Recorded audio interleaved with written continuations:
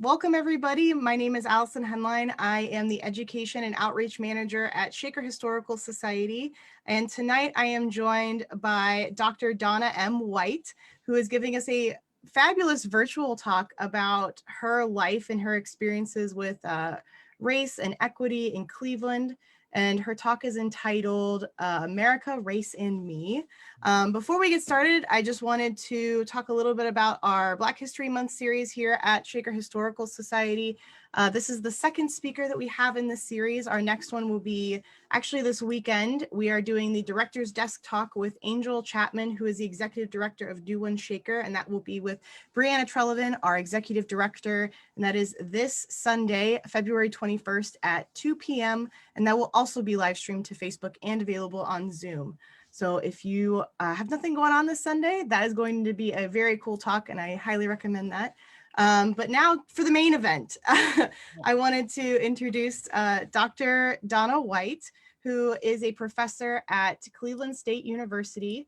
And I'm going to hand it over to her and let her, tell you a little bit about herself and get into her presentation. And if you have any questions or comments during her talk, please feel free to post them in the chat or in the comments on Facebook, and we will get to them and have a little Q&A session after her talk. So without further ado, Dr. Whyte.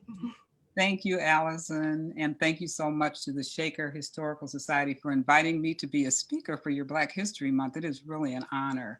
I really appreciate this. And I wasn't sure what to talk about this evening. So Allison and I know that we exchanged a few emails, and I said, well, do you want me to talk about something that's related to my classes? I have a few things I can talk about, and I have in the past as well. Or should I talk about myself? And Allison said, oh, talk about yourself. And I said, okay, I'll go with it. I'll go with it. Clearly there have been many people who have been influences in my life. And my talk this evening will be pretty much about my journey. And, from even before I was born to my present day journey to attempt to achieve racial equity in whatever ways that I can. And I will share information with you. It will feel a little bit biographical, but I will hopefully share with you information about people who are significant in my life and how it is that I have really evolved and transformed over my lifetime with the individuals who I've interacted with and the experiences that I've had. I can, definitely say that when I was young, race consciousness was not something that I was preoccupied with. I really just wanted everybody to play fair and play fair with me. So that was just my orientation to the world. But so many people have been influences, and we really think about, why do we commit to what it is that we do? And my story could be many people's story. We all have stories. We make commitments about how it is that we want to spend our lives. We look around and say, I will do this, or I will try. I'll try to make a commitment. But I don't know that all of mine was so deliberate. It evolved over time. And I'm going to start my presentation. I have mostly what we will see are my slides. All right. I'm going to turn off my video then, so that way I don't take it away. All righty, here we are. All right, so just America, Race, and Me. And I do believe that this title could apply to many people, certainly in terms of the African American experience. We see ourselves in this, environment that's America, not necessarily just the individual communities that we live in, or the environments where we work, but we are part of America, and race is a reality to us all the time. I'm going to start my presentation in 1982. That's the year when my daughters Miata and Mariama and I moved to Shaker Heights. So when we moved to Shaker Heights in 1982, we moved from Cleveland. I had been away from Cleveland for 15 years and came back to Cleveland in 1981. And I lived with my parents in Mount Pleasant, which is the community, if you don't know geographically where Mount Pleasant is, it's right next door to Shaker Heights. And so while I was there, I would go to Heinen's. Heinen's grocery store. It was where my mother always shopped when we were coming up. So it wasn't out of the ordinary for me to go to Heinen's. And so when I went there, I didn't really think about the fact that since I was at home, I would run into people that I happened to know. And that particular day that I went to Heinen's, I ran into an old friend of mine who I met first in elementary school in Cleveland. And her name is Iris Anderson. It was Iris Clark when we were young. And so I talked to Iris, and she had her daughter with her. She had her youngest daughter with her, who was the same age as my oldest daughter. And we had not seen each other since high school. So at this particular time, I was considering, where am I going to move? I had lived with my parents for a year. I knew that I wasn't going to stay in Cleveland or have my children go to Cleveland public schools, Cleveland Municipal School District. And so I really was headed, honestly, for another community. And so when I saw Iris, and I asked her, I said, well, where do you live? I should have known since she was at Heinen's. She said, in Shaker Heights. I said, oh, really? I said, let me think about that. I don't recall Shaker being the most friendly city to African Americans when I left here in 1966. And she said something to me that will always stay with me. She said, Shaker Heights offers her children pretty much the same as we felt that we had in Cleveland schools. Now, I have to explain to you what that means.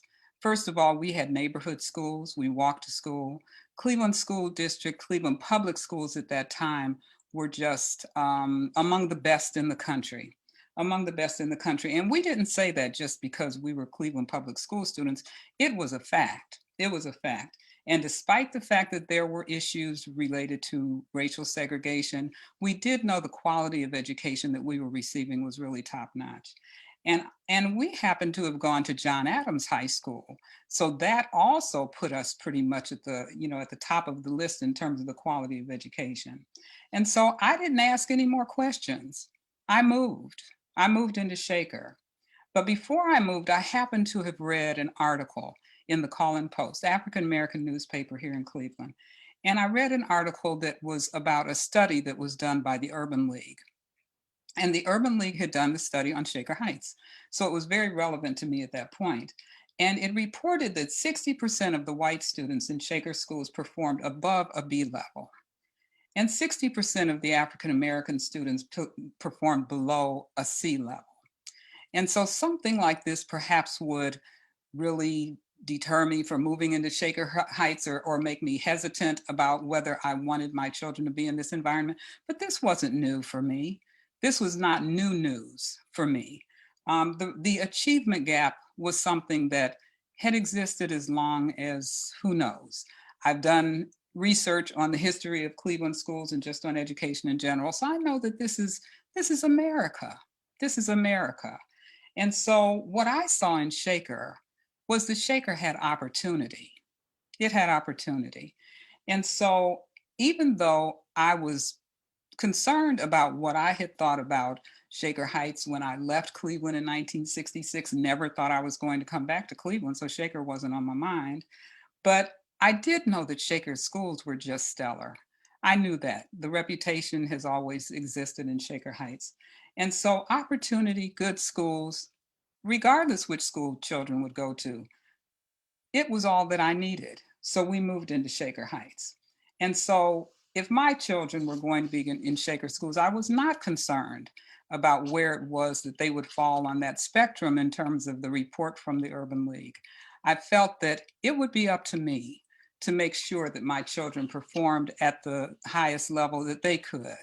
And it was also up to me to make sure that if they didn't have teachers that were going to nurture them and expect the most from them, they would have to hear from me. And so I registered my children in school. Okay.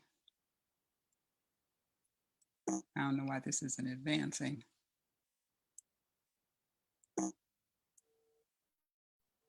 Okay, something's happening with my PowerPoint here.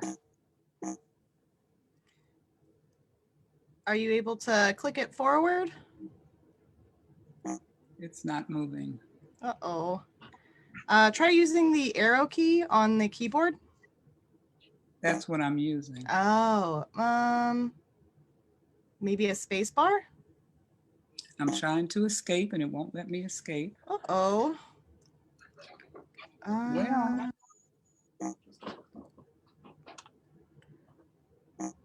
Let's see. Um, oh, oh, there there it it is. goes. Okay. So All right, we're good now. I have to do the pad, Okay, the perfect. mouse. Okay. So moving right along here. So I registered my children in school. So I went to the administration building, the registrar was there, and I was told something I didn't expect because I was told that Shaker had a voluntary busing program in order to enhance racial integration. I said, oh, okay, that's interesting. So I had a choice to put my children either in a school that was in my neighborhood, or I had a choice to send send my children and have them bus to a school that was predominantly white outside of my neighborhood. So I asked a question. I said, well, what is the minority enrollment at each one of these schools? And so I was told that the school that they could be bused to, the enrollment of African American students and other minority students was about 20%. And so I said, well, there's a school down the street from me, right? Remember, I heard this from Iris Anderson. Schools were like the schools we had when we were children. And so I was told, yes, the school down the street has about 90, at least 90% African American children. I said, my children are going to go there. I said, all things equal, if my children are going to get the same education, I would prefer that they're in the majority. I believe the teachers who teach in schools where the majority Black children, I was new to the community. I was new. I was not prepared to take on something that I didn't necessarily expect. But I could understand an environment where my children would be in the minority. And I must say to you that my children had already attended schools in Columbus, Ohio. And so race was not the factor that I thought of first in terms of the school that my children would go to.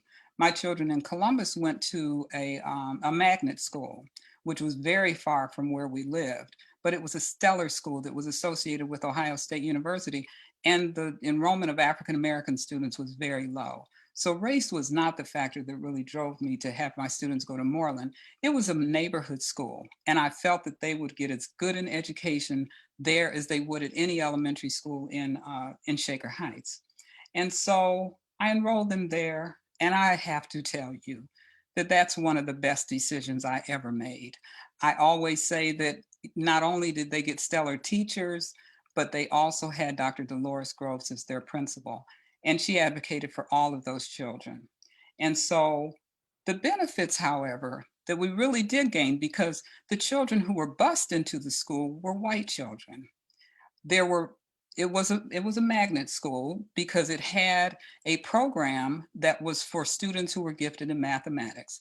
And many of the white children came to the school partly because of the math program, but also because their families felt there was a benefit to them to be in an environment where they were helping to promote racial integration.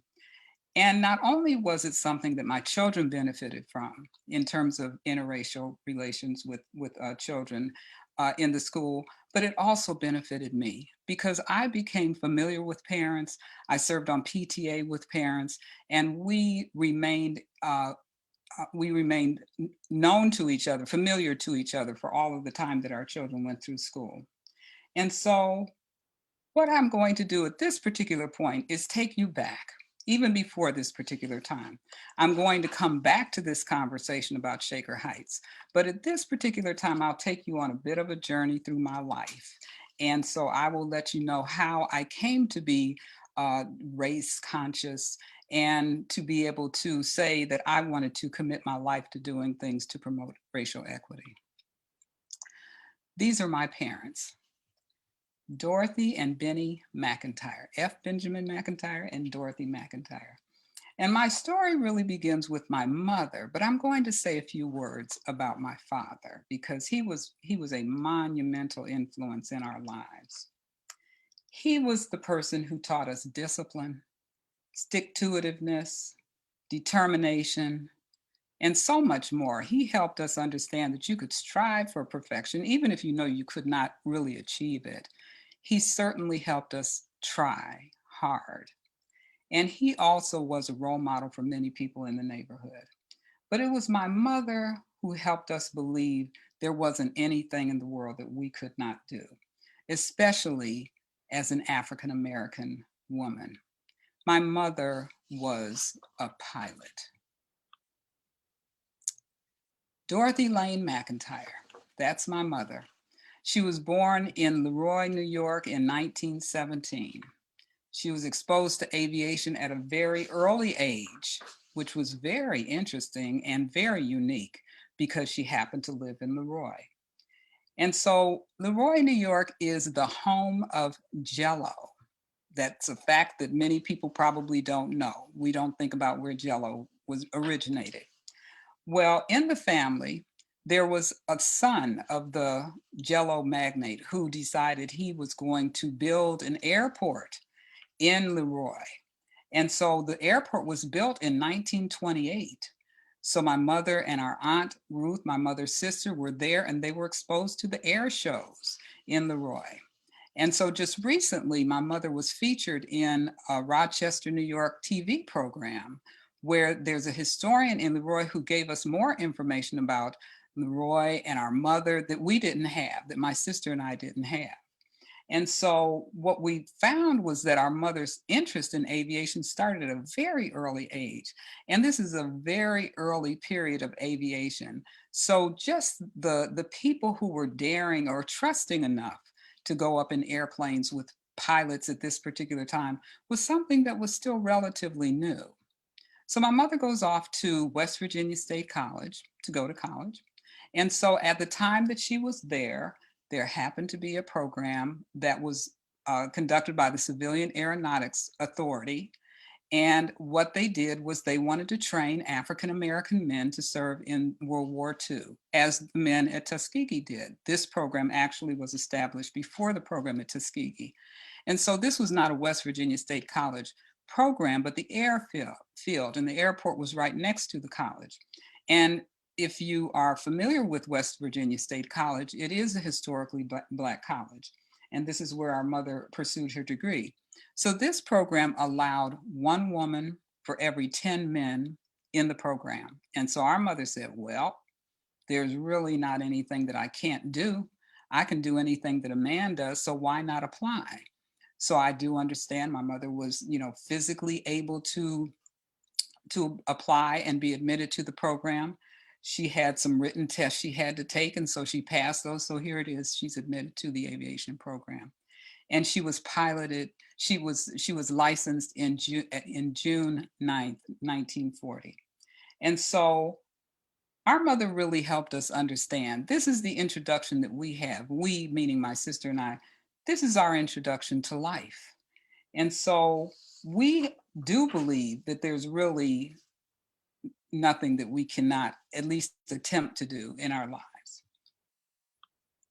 And so here's a picture, the larger picture of our mother standing next to the airplane. And we all have this picture in our homes. And so our mother told us stories. Now here it is, she grew up in this small town, it's a village. And I looked it up when we were preparing for the interview just last week. And Leroy has about 7,000 people now, so it's even really much smaller than Shaker Heights. And so it's very close to Rochester. It's very close to Rochester. And so our mother would tell us stories when we were coming up. She was a storyteller, so was my father.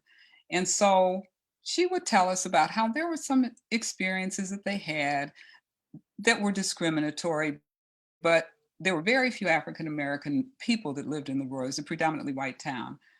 But she let these things go. She understood the world and it never stopped her from doing anything. But once she was licensed, she wanted to be able to use her license to be able to contribute to the war effort.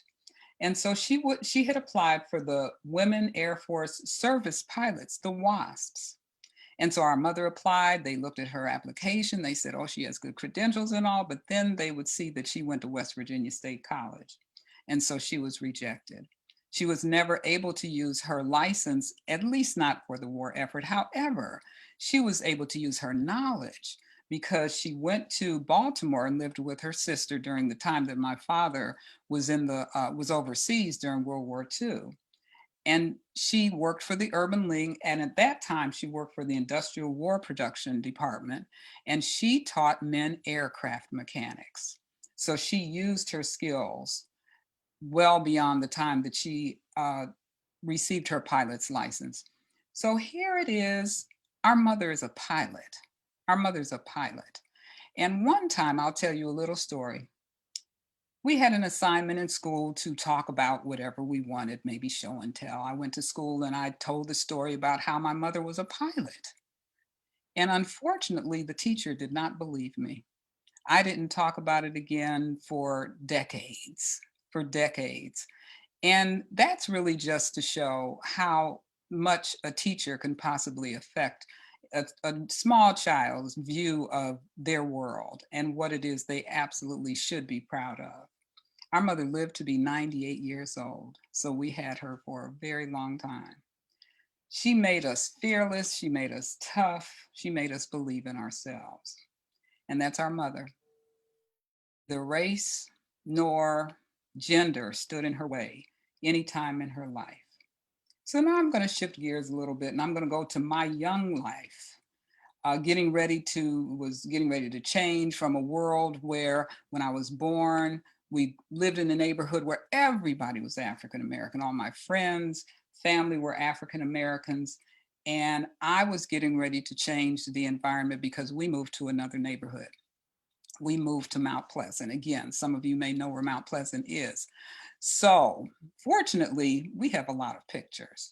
And so this particular picture is one, it's half of my kindergarten class. Unfortunately, the picture was torn. But this is a representation of my kindergarten class at AJ Rickoff, which is on East 140th, 46th Street in Kinsman. And, and so I entered Rickoff. I never went to another elementary school. They moved to Mount Pleasant when I was 5. And so this was the only elementary school I had gone to. And so at this particular time, at the age of 5, race consciousness, not really. I really didn't care whether other young people were Black or white, as long as you wanted to play together. And so one of the points that I want to make here has to do with how it is that our neighborhood, when we moved in, was almost all white. And so I always tease about how it was that when I was 5 years old, there were white people in the neighborhood, and when I was 7, they were gone. So this was clearly an example of white flight, and it happened significantly. It did not affect how we looked at the world.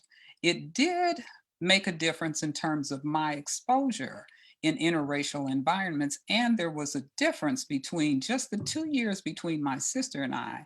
We had different experiences in racially integrated educational environments. By the time I came along, there were fewer white students.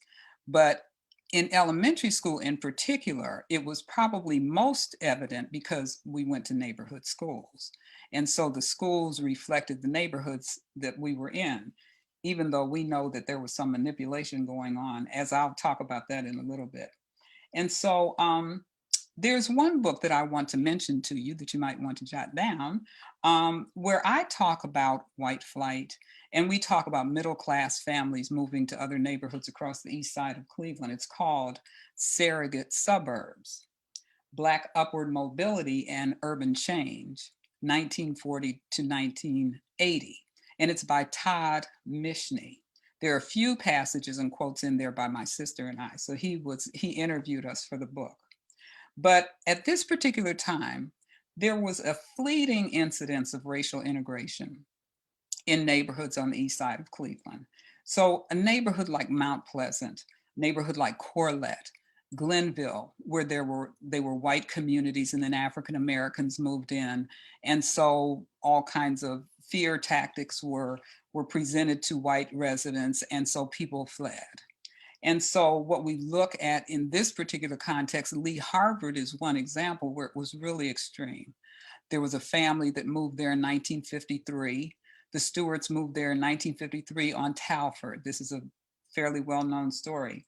And no other African-American family moved to that area for 6 years because they were harassed. Their house was vandalized. But then African Americans started moving into Lee Harvard. And that community, the turnover from white to Black occurred within a 5-year period. It was very significant. However, it was also a very middle class community. And that's a point that we should keep in mind in terms of how it is that the boundaries for John F. Kennedy High School that was built and opened in 1965 opened to an exclusively African American enrollment. I asked a friend of mine, because we were on the same street but went to different schools. I said, are there any white students at John F. Kennedy? Because what happened was when that school was built, all of the students who went to John F. Kennedy had gone to John Adams. So what happened, the school that we went to, John Adams, ended up being a more integrated school because they lifted a number of African American students out of that school and they went to John F. Kennedy. And so what happened in my experience going to school was that as I got older, was ready to go to junior high, and there were wider boundary lines that served those schools, I was in more integrated environments in my education. However, it was not balanced. It was not 50-50. I never had any experience where there was not a predominance of African American students. All of the schooling that I had was majority African American. And now I'm going to turn to another very special person in my life, my sister Dianne. She was a perfect big sister, my closest role model, mentor, guide, and my very best friend. And I always say, I am so happy that she was born first. This is my sister, Dianne McIntyre. Many people know Dianne. Many people know Dianne, and many people don't know that she's my sister because our names are different. But many people know Dianne, and she is a choreographer. She's a renowned choreographer. I knew Dianne coming up as an all-around artist, and this is my sister. She took ballet all of her young years until she graduated from high school. She could play the piano like unbelievable, visual arts. She could even sing. She could sing. So she could just do everything. She had choices, but her choice was to pursue dance. And so she went on to Ohio State University. This particular picture here on the right is a picture, and you see Essence magazine. She was featured in Essence magazine. And this particular picture is a representation of her dance of Takeoff from a Forced Landing. She did this production around our mother's life. And so this is what Dianne did. She honored people who surrounded her. And she had a production as well about our father's life that she brought to audiences in Cleveland. Actually, it was called I Could Stop on a Dime and get 10 cents change. Many of you may have heard of that. That was our father, the play about our father.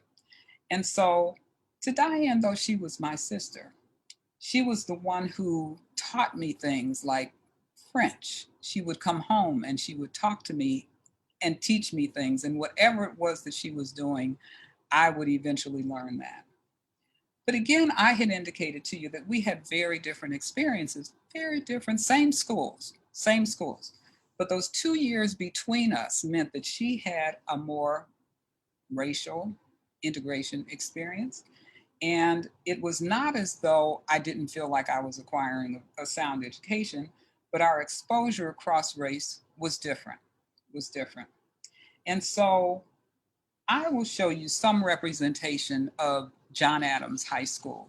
So I can show you how it is that we were in an integrated school, but there still were some ways that we could see how segregations did exist inside the school building.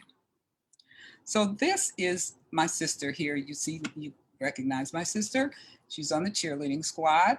This is in 1964, the year that she graduated, 1963, 64. She was a varsity cheerleader. So one of the things that we talk about, and it's not only just in our family, but she was, and you'll understand this, she was the last of the one and onlys. She was the last of the African-American cheerleaders who was the only one on the cheerleading squad. This was almost a tradition. There were other African-American cheerleaders who were the only ones on the squad. Now here it is. This is not a significantly white school at this particular time in the 1960s. There are many African-American students, of course, who probably tried out for cheerleaders, but Dianne was the last of the one and onlys. After this particular time, there were other African-American young women who were able to join the cheerleading squad. But we have other representations of segregation right within the school. Oh, here's a good representation of how it was not segregated. When people went to a rally, everybody was together. So this is a wonderful picture of John Adams in the football stands near the field. It looks like they're having a rally there. So we had different interactions depending on what it was we were doing, depending on which classes we had, which we know happens in many schools. We will have schools that on the surface will be integrated environments, but when we look inside the classrooms, we may see that some of the classes have a predominance of one race or the other. And so this happened in John Adams. It's America. And so we were accustomed to this, but when it came to coming together around being John Adams rebels, everybody was on the same page.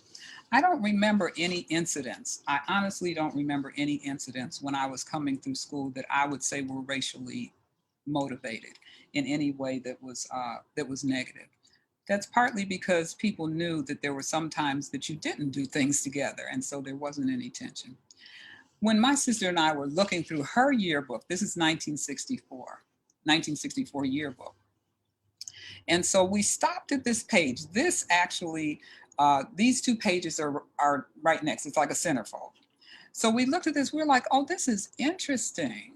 This is interesting. There are three groups here where they're all white students. They're all white students. And then there's one group where there are all African-American students. So let's stop and see what this is all about. All of these organizations are affiliated with YW or YMCAs. So the white groups are part of and have organizations that are from the Broadway YMCA and YWCA, Y Teens. The African American group is affiliated with the Central Y, which is in the area close to downtown. If you're familiar with Cleveland geographically, it is the community actually where the first African-American ghetto was emerged. And so that area was African-American from the early part of the 20th century and remains so to this day, but it had a very vibrant YWCA. And so this really showed how it was that people could choose, but sometimes from outside, because these YMCA, YWCAs were the ones that were offering these services to the students. And in some other cases, there were organizations that were not affiliated with any organizations outside, and they also were segregated, depending on what they were. But most of the time, when I looked through my yearbook, there were integrated majorette troops, there were integrated opportunities otherwise, and fair representation of racial integration in many organizations. And so one of the other things just to show is the difference. We can see how it is that people are moving from the community. On the left, again, is my sister's cheerleading squad, where she's the one and only African-American student there. And on the right, that's in 1966 when I was a cheerleader. And there's still white students, but fewer. Actually, I can tell a bit of a story, kind of an aside here. The person, there's one of the cheerleaders in this picture, one of the white cheerleaders in the picture. And when you're a cheerleader, you're a friend. And so we didn't necessarily spend time in each other's homes. We perhaps did not even know where we lived. But I was at an event a couple of years ago where a number of women came together and we were celebrating whatever we were celebrating at that time. And I was sitting next to this former cheerleader. And I said to her, you know, where did you grow up? Where did you live? We knew we were cheerleaders together, but I had no idea where she lived. And I'm going to tell you, she said she lived on Spec. Now, you may not know geographically where Spec is, but Spec only runs between East 140th Street and East 131st Street. And so I live on 140th Street. I never had any clue whatsoever that she lived around the corner. That's just how separated we could be in our worlds. We could be close enough to be neighbors, but that was not something that crossed our minds. And so the transition in race in our school had to do, and it reflected white flight. And eventually, of course, because there continued to be white flight, then John Adams became a racially isolated school over time. And so one of the things that happened while I was in high school that many of you may be familiar with was that the African American community was challenging the school district to promote racial integration. And they felt that the school district was doing many things that were deliberately segregationist. And so Cleveland schools, we can go back to the 1930s where there's evidence where Cleveland public schools were doing things deliberately to isolate students or to offer discriminatory curricula. And so this is very closely related to my dissertation. And what happened during 1964 was what really inspired me to write my dissertation, which is entitled African American Community Politics and Racial Equality in Cleveland Public Schools, 1933 to 1973. 1973 represents the year that the desegregation case was filed.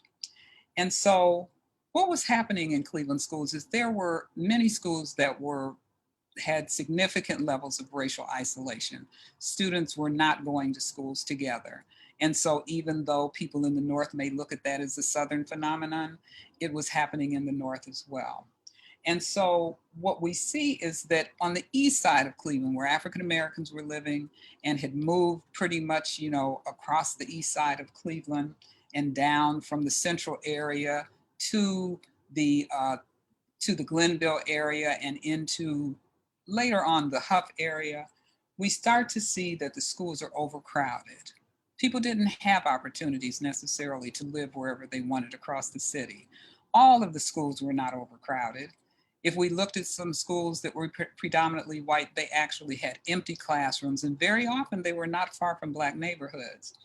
And so Cleveland public schools were accused of deliberately segregating the students. And so there were protests, 1960s, 1963, 1964, there were concerted efforts to confront the school board, and there were initiatives that the school board had that continued to isolate the students. One of the issues that occurred and what we found happening at that time was the school board rushed to start building more schools. There were efforts during the years because of overcrowding to build onto schools or to build new schools. Just one point I'll make, just as an aside here. I worked on the playground. We worked through the recreation department with the city, and I worked on Huff Playground.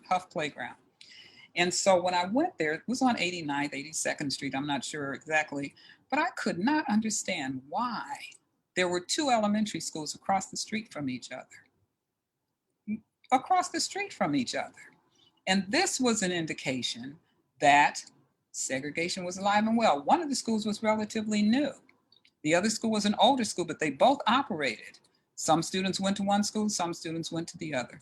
This was resegregation. So that new school had been built in the Black neighborhood to keep African Americans contained.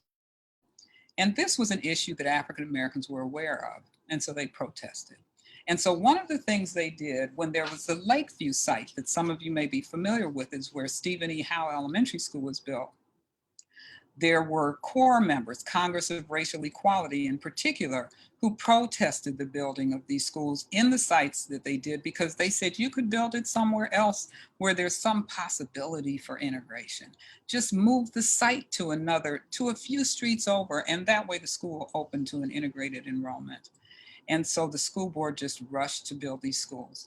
And what they would do, the core members would go to the excavation sites and they would lie down in the ditches. They would lay in the ditches to prevent the bulldozer operators from doing their work. And so one day in April of 1964, and many of you may be familiar with this, Bruce Clunder, who was a member of CORE, went to the excavation site, did what the other CORE members did, was in the ditch and was crushed by a bulldozer, who the operator did not see him, did not see him. He was behind him. And so what happens is there is just this uproar. It was pretty well established that it was an accident, even though people really were angry. But he was considered a martyr of the civil rights movement. But the outcome of this and the reaction was that the community was very angry. And so the United Freedom Movement, which was a coalition of civil rights organizations at that time, called for a boycott. And so this was my first time standing up for my race. I was aware of race.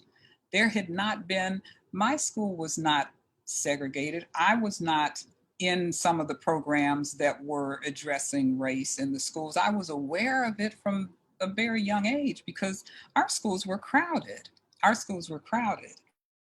But there were no programs that we saw happening in some of the other schools, or even if they were, they didn't happen to touch my class. Just coincidence, sheer coincidence.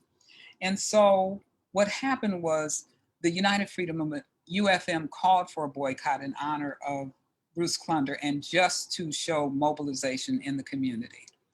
And on that day, April 20th, 92% of the African American students in Cleveland stayed home, stayed home. This was definitely this is demonstration of unity across the city. And so I felt like I was a bigger part of this picture now. I actually took a stand for my race and I felt very good about it, even though I was losing some of the honor that I had from, not missing school all of those years. And so this was something that had such an effect on me. Of course, like I said, it was what really informed me in terms of writing my dissertation. But I graduated from high school, and here it is, my parents and I. This is my yearbook picture actually from high school, and my parents sending me off to my commencement. And so after high school, I went to Ohio State University. I followed my sister. I essentially told my parents, let's make this easy, because I wasn't going to spend too much time thinking about where I was going to go. I had no choice. My mother had told me I had to go to college. And so I said, okay, then I'll go to Ohio State because Dianne is there. Ohio State and I were like oil and water. We were like oil and water. I cried on the phone for the whole first year that I was at Ohio State. And I told my mother, the white people here are not like the white people at home. There were students, of course, who had never had exposure to African American students. My roommates were from another community. We became very good friends through that year. I had one roommate who was from my high school, who was African American, who was probably the reason that I survived that year. But race was a major factor. It was not as though someone had done something to me. It was just that I had been accustomed to the environment where there were more African Americans. I had more support in the community I was accustomed to. And Ohio State, of course, is just huge. And so this really felt like it was too much for me. But my mother gave me some choices. I didn't like any of them. And so they were just limited. And but then I was also approached significantly by a very good friend of mine who I grew up down the street from. So one of my best friends told me, you cannot leave Ohio State University because the only reason that I'm going there is because you're there. Peer pressure, peer pressure. And so she said, you went there because your sister's there. I'm going to go there because you're there. And then the choice was made. And so this person who has had such an influence on my life, she politicized me. She really did. And we had been friends since she was 4 and I was 5. And so, like I said, we grew up down the street from each other. We ended up going to different high schools because she went to John F. Kennedy, even though we lived on the same street. So she had different experiences than I did, but she was always very politically oriented. And so we were best friends. And here it is, we're at Ohio State together. We're roommates our first year. And so she is connecting with other students very quickly. She came to Ohio State in 67. I came in 66. And so, as we found happening on many predominantly white campuses across the country, Many students were protesting the lack of representation on the faculty and the curriculum, and students at Ohio State were no different. There was an incident that had occurred that really sparked the attention of many people, but we already had a Black student union. There were students already organizing and exposing each other to information that was really about helping to promote their interest and knowledge of race and race consciousness. But this particular situation was a way to interact with the administration and to see if they would adhere or listen to some of the interests or demands that students had. And they didn't. It didn't go far enough. So 34 students took over the administration building, and Cynthia was there. Not surprising. Just to bring to your attention who she is in this collective picture, she's sitting in the front bottom looking at the camera. That's Cynthia. That's Cynthia.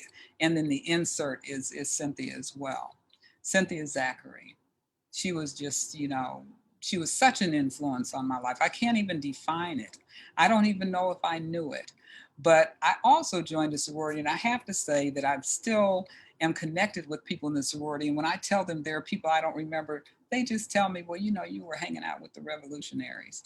I was learning who I was and where my place in the world was. One of the things that happened during this time was that, when I think about Ohio State and, my experiences during this period of time in the 1960s, there was a time when I didn't do well. It really hit me hard to be at an institution where I felt like I did not belong. But I tried. There was never a time that I could have looked at myself and said that I just gave up. But there was one quarter, remember quarters? One quarter when I did very poorly, did very poorly. And so what happened was our report cards, grade sheets came to my father's.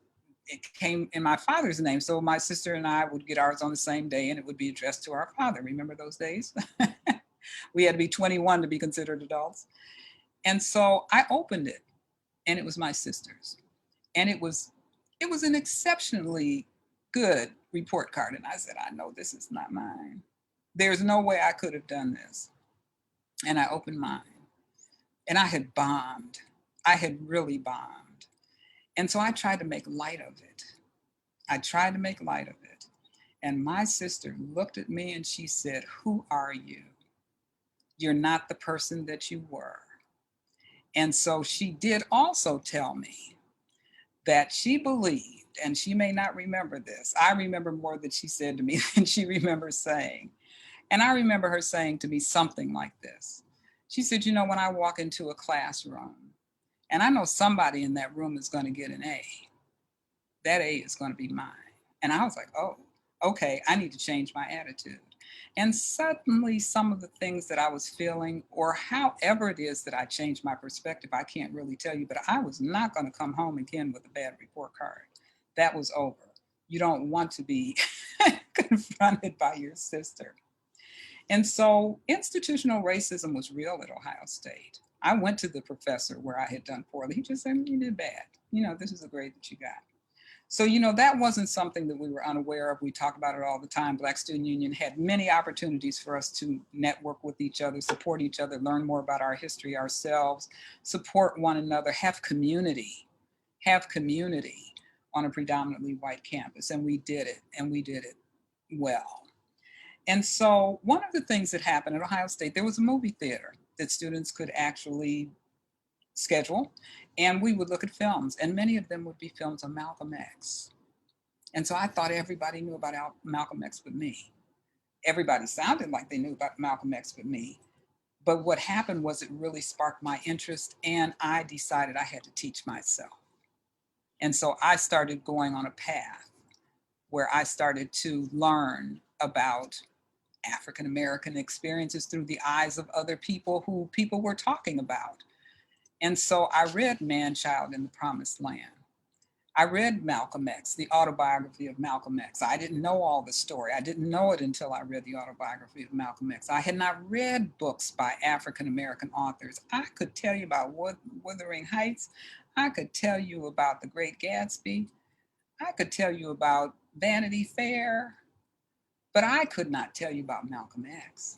And so this was a time when I was learning about the world around me and race consciousness, what people have done and what people were continuing to do. I did not recall Malcolm X during his lifetime.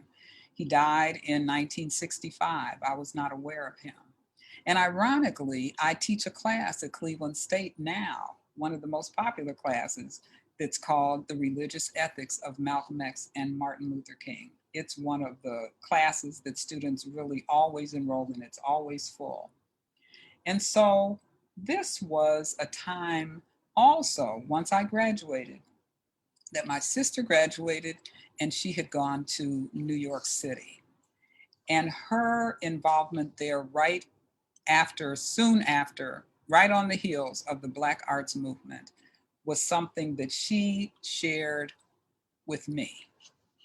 And so here she's in New York. She's pretty much right out of college, pretty much. She was very young when she moved there. Again, our mother said, whatever you want to do, you go do. Even though my mother kept saying, well, when do you think she's going to move back home? I said, I don't think she's going to move back home, Ma. She lives there. And so Dianne became a part of the arts community in New York City. She was very well known. She established her own dance company called Sounds in Motion. I love this picture. And we have many pictures of Dianne dancing. It was just a joy to see Dianne dance and choreograph performances that are just will take you to another place. And so what it was that Dianne did for me is that she shared what it was that she was learning from the community of artists that she was a part of. And so once again, she started telling me to read certain books. And so before that time, I do want to say a little bit more about my sister. And you can look her up on her Wikipedia page. You can look her up on Dianne McIntyre, her website. Too much for me to say at this particular point. But I do want to be public about how it is that it's real special that she's my sister. It's special. It just happened that way. It just happened that way. More of an influence on me than she could ever imagine. And so she's gotten more awards and recognitions than I'd be ever able to name. And she continues to be the one who really guides me in so many different ways in my life. Such a monumental impact on my life. And so, again, one of the things that she started to exposing me to, which was not unusual because this is what she did, even when I was young, what she did, she would make sure that I knew about. She started telling me what to read. And here we are on February 18th, 2021, on the inaugural Toni Morrison Day. And Dianne told me to go get this book called The Bluest Eye. I said, what is the name of it? She said, The Bluest Eye by Toni Morrison. And my world expanded through literature, through art. At this particular time while she's there, and we would travel to New York to see performances and listen to jazz and just opening the world to Black arts. And all of these books, this is just a small representation, but I read each one of these. As Toni Morrison would publish another book, I'd go buy it and I would read. And Dianne and I would read. And once I finished, because she had already read the book, I'd give her a call and we'd get on the phone and we would talk about the book and we would just cry. Going on a journey that someone else is able to share with us, understanding more about how the world is through the eyes of other African American people. And that was just profound and continues to be. So, I'm a reader. And so the last person I want to bring to your attention in my journey is Alvin Whyte. One last person that had a significant impact in my life and continues to. Yes, that is my hair. That's my hair. Alvin, my former husband and the father of my children. I met, like I said, in 1968. my friend Cynthia introduced us to each other. And so he's from Jamaica. He had a different worldview than I did. One of the things he would say to me is that, Jamaican culture is closer to African culture. And I was like, oh, okay, that's fine. My grandfather was from Jamaica, but I didn't know about him culturally, maybe some of the things that he liked to eat, but not necessarily the fact that he had like this lilt in his voice. And so, but Alvin had come to the United States when he was a teenager. And here he's in college and we met each other. And so he really, really, really helped move me forward just in terms of identity. Just in terms of identity. It was a different perspective. It was a perspective more from the diaspora, which I had not been exposed to. And so Alvin was just this learned person, very politically astute, very wise man, and just inherently Afrocentric in his perspective. And it really helped shape who I am. And so I really do have to indicate how it was that that time of my life was influenced by Alvin during college and thereafter. And now this brings me back to 1982, back here in Shaker Heights. And so, with the knowledge and confidence and determination that I had acquired through all of this time, I felt, and I did not intend to raise my children as a single mother. That was not the plan, but that's the way things turned out. And so I felt I was the one who had the responsibility to make sure that they had an education that was as equitable as possible. How can you possibly know? But take what it is that you've learned and not be afraid to confront any kind of a concern that possibly was something that you felt was unfair to your child. So here it is, I'm in Shaker. I know Shaker. I'm like, okay, this is a community that is not afraid to confront race, racial issues. Ludlow Community Association is an example of that. When Ludlow was established in 1959 to stem white flight in that community, we're still talking about the significance of the reputation of Shaker Heights and how it is we have an equity task force. We're not afraid to talk about race. And so, in that regard, I knew that if there was a reason for me to speak up on behalf of my children, I would. And so there were times when that happened. And here we are, Miata and Mariama, at a very young age and a little bit older here. Um, and I will bring up just one incident when one of my children, I won't necessarily say, was confronted with something that occurred that was very disturbing. And so it came to my attention, or perhaps to my mother's attention first, that one of my daughter's teachers had told her she had lied about being the author of a paper that she turned in, and she had a very low grade, maybe a D. This is new. This is new. She's in ninth grade, 10th grade. She's in high school, near the beginning of the semester. Teacher doesn't know her. And so I said, well, my mother said, uh-oh, does that teacher know who your mother is? That is not a good thing that she just did, because your mother is going to go to the school. And I did. I went to the school. I didn't go to the principal. I didn't go to anybody else. I said, I'm going to talk to the teacher first. So I went to school with my daughter, and the teacher looked at me and said, okay, I know who you are. Can we schedule a meeting later? And I had moved around trying to see, well, can I get her out of this class? I don't want her to be in an environment where I feel that this teacher is biased. How could a teacher say or accuse somebody who she doesn't know that she lied, doesn't even know her? And so as it turned out, I meet with the teacher, my daughter is there. And so not one time in the interaction did she look at me. She looked at my daughter. And so what happened was, long story short, the teacher changed my daughter's grade. And I said, oh, that's not why I'm here. That wasn't what I asked for. I'm just telling you that my daughter does not lie.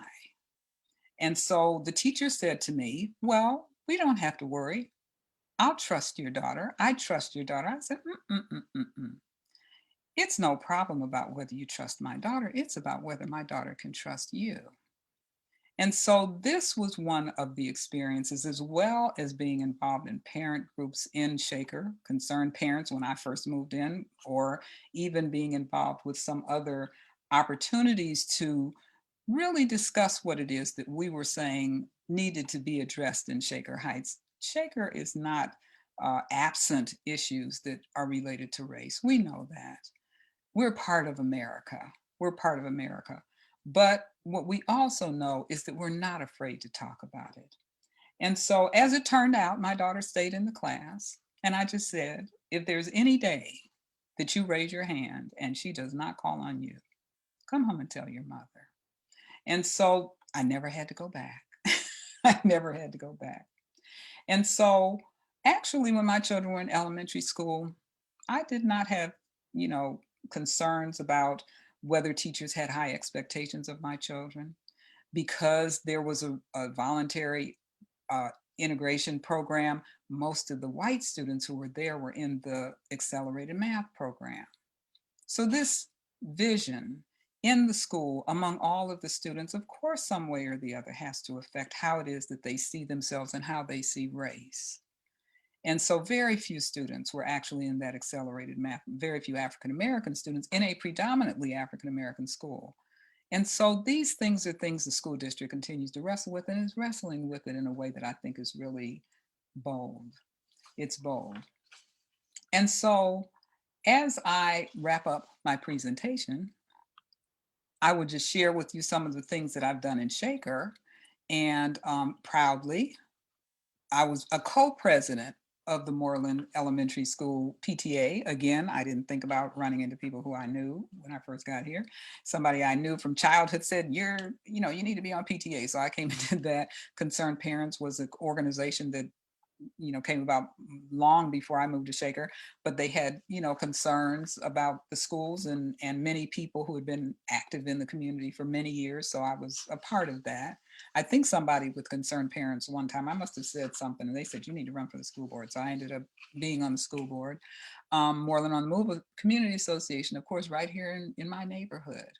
And then I also wanted to serve on the library board and had the privilege of doing that, as well as right now currently on the Neighborhood Revitalization Committee and our neighborhood network in Moreland. These are some of the things. And then we just do things in Shaker. We do things in Shaker because it's that kind of community where you can. And then my career, my higher education career, I decided that higher education was where I was going to spend my career. Where could I be where I could offer students what I didn't feel that I had in college? Students want to come to somebody that they know is going to support them and encourage them. And so I've spent most of my career in the Office of Diversity and Multicultural Affairs and Institutional Diversity at Cleveland State. So this is my life. This is my life. It really is about people understanding and being exposed to one another. And then later on, I received my PhD. My interest was in teaching undergraduate students, not graduate students. Not that I have anything against graduate students, but my interest was in teaching undergraduate students and having them take classes that are general education classes, classes that most students have to take. So African American history, some of these classes I created myself, but Cleveland, the African American experience is one I teach every semester. I'm teaching my Ghana class this semester, which is something, I originated, and the religious ethics of Malcolm X and Martin Luther King. So those are some of the classes that I teach, and people ask me, why do you teach? Why do you teach so much? Aren't you retired? That's the whole thing. So I thought you retired. Well, I did. But then I decided I was going to do what I like. Most of my students are not African American at Cleveland State. And I believe that the more education young people have, the more likely it is they're going to understand each other. And so the focus of my classes, of course, is always about African American or African experience. And so I get to know these students. Sometimes students take my classes more than one semester, so I feel like I'm a part of their community. And so as I look at my life and how it is that my journey in moving closer toward racial equity has occurred, it has emerged because of the relationships I've had and the opportunities that I've had to have experiences with just wonderful people. And so It started, however, with my grandparents, and just a little bit about them. My grandmother and grandfather, paternal grandmother and grandfather on the top level. My grandmother, Alberta McIntyre and Cyril McIntyre. My grandmother was from South Carolina. My grandfather was from Jamaica. And they lived in Cleveland. And when we moved on 140th Street, we moved around the corner from them. So, you know, their influence on our young lives was something we still remember. And then our maternal grandparents, Clyde and Lena Lane, moved again from Culpeper, Virginia to Leroy, New York. They were part of that Culpeper, Virginia connection that moved from Culpeper after the Civil War. And so the African American community in Leroy had roots in Culpeper, Virginia. And then there's family, the four of us, my mother, father, and my sister. And so this is me. This is my journey, and I appreciate you listening to me this evening. And if you have any questions, I would invite them, and I will appreciate the opportunity to respond. Thank you all so much. Thank you so much, Dr. Donna Whyte. We really appreciate you sharing your story and spending your time with us here on a Thursday evening.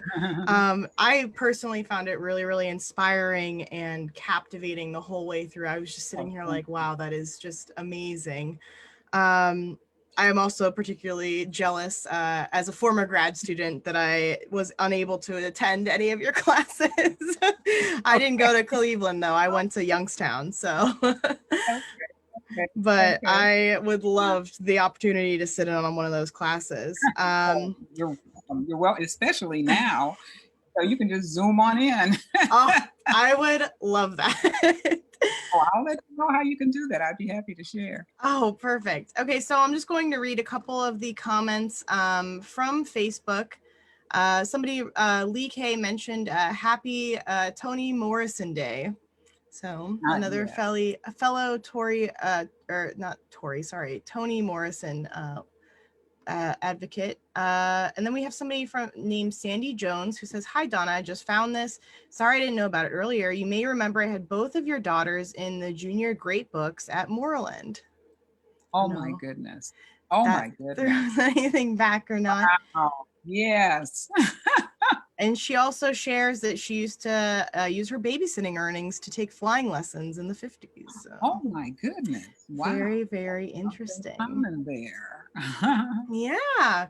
Kamala Lewis mentions that she never knew that you shared a Jamaican heritage. So that's also very interesting. I'll have Dr. Kamala. I didn't know that. Okay. Yeah.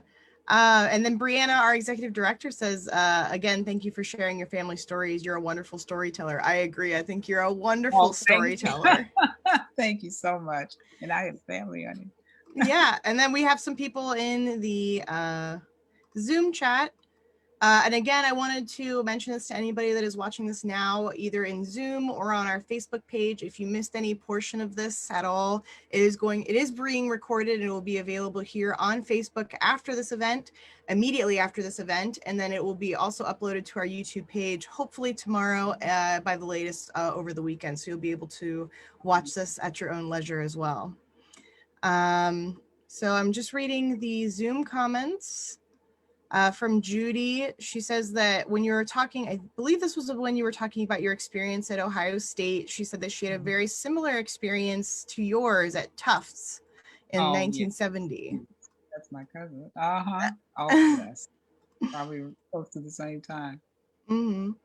And then everyone is sharing the same sentiment that it's been thoroughly, and it's been an enjoyable experience for everyone, that you've been able to share your reflections on your life, education, family, parenting, community activism, everything. It's just been incredible. Yeah, and everyone's just saying it's been a very impactful journey. We have a lot more questions now on Facebook. So let me just catch up here. I'm sorry if I miss anybody. I'm going to do my best here. Hang on one second. Let me just read here through. So we have a question from, I believe it's Marcia. I apologize if I'm saying your name wrong. What are your thoughts about precinct government training to students and or how do we get in touch with you? Oh, okay. Well, let me start with that. My email address is pretty simple. It's my name, Donna Whyte, one, and the White has a Y, at gmail.com. So please, feel free to send an email to me. And so precinct training, at, say that again. She asks, what are your thoughts about precinct government training to Government students? training. Precinct government training. I think that is either, and I'm not sure if I understand that term, but it sounds I like don't it is know. about preparing for, political life. And so, I would think that it's important for people to know, what, not only what that involves, but it also means that they need to know how things operate. And that's one of those things that I don't think that people are necessarily aware of, and all of the implications that being involved in politics really have in our lives. I think we're seeing more of it. And so, we see the effects of people who understand how, our government operates. And it's very, very important to know. And very often where it is that if we have to, use our voices, where it is that we be able to do that, or to think that we are the ones who eventually at some point will be the representatives. Yeah. She adds running in the area that they live in. Mm-hmm. Yes. Yes. And, and sometimes when we look at a Shaker Heights, and, which is every municipality has its own way of being organized. Clearly in Cleveland, it operates around wards and precincts and all. And in Shaker Heights, all of our council people represent the entire city. So they're all at large. They're all at large. We tend to know our neighborhoods. We tend to know our experiences. What we bring to the table is important, which I think is, and when I was on the school board, everybody was at large. We didn't represent our neighborhood, but there were experiences that I had that I could contribute because of, who I am and how I see the world, or how I may be aware of other people's experiences who were not in the room to voice, their reasons for saying, certain things just aren't working out very well. And I could be that voice. I didn't necessarily have to hear from people to know that, though. Sometimes that because of your worldview, of your experiences, and you can help to bring other people to an understanding, and then hopefully, be able to, make things equitable. That's what it is that it's all about, is that that it's a fair game. Certainly. I'm just reading. Sorry, that was like a weird pause there. I'm reading more Facebook comments and questions for you. Nancy King Smith says, such a joy to hear your story. I'm remembering our work together, bringing SCORE experience to parents when our daughters were in middle school. Oh goodness. Wow, bringing back memories. Thank you. Yeah. Bruce says, Donna, what do you admire the most about the college students that you are teaching today? Oh my goodness. Ooh, I don't know. Where do I start? I just love them. I just love them. Being in the room with them. I like that they're confident to say what's on their minds. And one of the things that I also know is that students have perhaps in some cases a more positive view of the world, from their perspective. Very often they think we've almost arrived, just this country in America. I was like, oh, okay, that's good. That's nice. And so, I mean, everybody doesn't feel that way, but college students very often are the ones that are going to, shepherd us through to the future. And the classes that I teach, of course, are like, of course, all about the African American experience or the African experience. They're there, they have choices. They have choices. At Cleveland State, fortunately and historically, the university has required undergraduate students to take a course in the African American experience. And so I teach those classes. And so students are, open. They feel free to ask questions, to contribute their thoughts. I am just moved by some of the things. Some of them are just, just absolutely brilliant. And so the interaction that they have, and now on Zoom, this is one of the things that I'm learning, is to read the chat while I'm teaching, because they'll have a whole different class going on over here. And it's just energizing. I'm like, okay, I can't keep up with that. I'll just send this to you later. Again, it's just, it is just exhilarating. It's exhilarating. And it is something I don't know when I'll stop. I'm not really sure. Like I said, I did retire from my full-time job many years ago. Retired. Retired. That's the book I'm going to write. That's what I tease about. I'm going to write a book called So I Thought You Retired. Speaking of the Zoom chat, I see a couple of things here on our Zoom chat. Your sister Dianne says, wonderful presentation. Thank you for including me as an inspiration. Some things I don't remember saying, so thank you for reminding me. So sweet. And then she also follows it up about the college students. Tell the story of what the young student told you a couple of weeks ago. I don't know if that's an inside story or... I'm not really sure if I remember. Oh, I don't know if I remember, Diane. You're going to have to send me a text. It's okay. While we're waiting on that, just again to remind everybody, if you came in late or if you missed any parts of this video will be available on this Facebook page, and it will be uploaded to our YouTube page after tonight, probably be up tomorrow or Saturday at the latest. I'm just reading again. Vicky Elder on Facebook says, your story represents the best of Black families and dispels so many myths. Thank you for your transparency. Oh, it's very sweet. Thank you, Vicky. I did send Vicky. Thank you. Carolyn also says, very interesting talk, and thank you. Yes, again, I personally, on behalf of the Shaker Historical Society, am so thankful to have had you on tonight to share your experiences and your story. Again, I can't tell you how, just captivating you are as a storyteller. It was inspiring to listen to. Not only the content, but also the way you tell your story is just a true artist's work. So thank you. I have to tell you, I do remember what the student said. Okay, go ahead. I remember, I'm sorry. No, go ahead. She said it's one of my African American history classes. And she told me that, and it was on a discussion board. And I had asked them to review a film called Race, The Power of an Illusion. It's a film we should all see. And she was not angry, but it almost sounded like it. She said, I have never learned this before. I had never learned this before. She felt as though it seemed like she had been robbed of an education about the African American experience.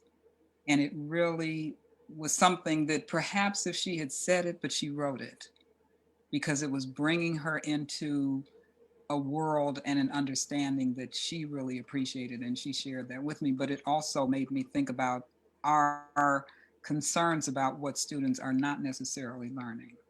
So that's what it was that she said. And I called my sister and I said, guess what this student just said? It's always worth it. It's always worth it. Yes. Yes, that was it. Yeah. All right. Thank you so much, Allison. Yeah, no, thank you. Just again, we have one last question from our Facebook. Kamala Lewis asks, how does Shaker Historical Society plan to do more to share the stories of African American families in Shaker? That is something that we're going to be discussing actually this weekend. Our director, Brianna Trelevan, is discussing this with her co-director's desk with Angel Chapman, who is the executive director of New One Shaker. They're going to be discussing representation in collections, and the broader text of that is going to be about how we at SHS are trying to be more inclusive of everyone in our community. And every aspect of our history. So that is going to be a whole separate discussion that we are going to have on Sunday. So make sure you tune in for that. That's also going to be free and available on our Facebook Live page and through Zoom.